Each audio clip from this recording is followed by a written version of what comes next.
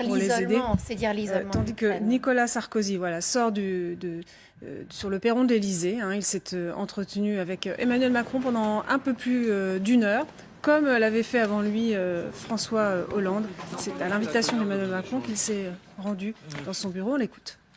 Je ne veux pas commenter le détail de mes conversations avec le président Emmanuel Macron.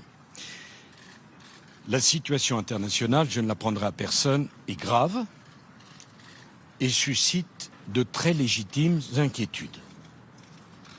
Ces inquiétudes et cette gravité imposent à chacun de garder un grand sang-froid.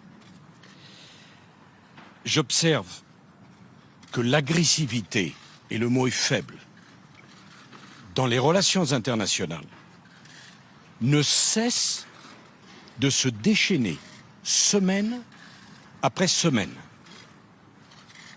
Le temps de la désescalade doit venir. La seule voie possible, la seule, c'est la diplomatie. Car l'alternative à la diplomatie, c'est la guerre totale. Soit la diplomatie, soit la guerre totale. Et cela, je veux dire la guerre totale, aucun peuple à travers le monde ne peut le souhaiter. C'est la raison pour laquelle j'ai approuvé la démarche du président Macron lorsqu'il est allé à Moscou. La voie du dialogue, la voie de la diplomatie, la voie de la discussion est difficile, souvent décevante, mais il n'y a pas d'alternative. Il faut donc continuer dans cette voie. Il n'y a pas d'autre choix.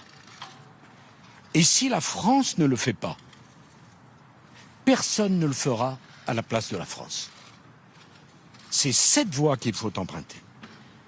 Et enfin, je pense qu'il va falloir faire preuve d'imagination et de créativité pour créer les conditions de l'installation de nouvelles institutions multilatérales. Aujourd'hui, plus rien ne marche. L'OTAN, ça ne fonctionne pas. Le G7, ça ne fonctionne pas. Le G20, dont j'ai voulu la création, ça ne fonctionne pas. Et même l'ONU, qui oscille entre apathie et immobilisme.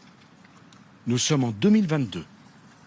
Il est temps d'inventer les institutions qui permettront le multilatéralisme du XXIe siècle. Or, nous vivons avec des institutions qui sont celles du XXe siècle. Et là aussi, c'est à la France de jouer ce rôle et de proposer des grandes initiatives. De toute crise, il peut sortir le pire, mais parfois, peut sortir le meilleur. S'il y a de l'audace, s'il y a de l'imagination et une volonté de bâtir la paix pour le siècle qui est le nôtre. Je vous remercie.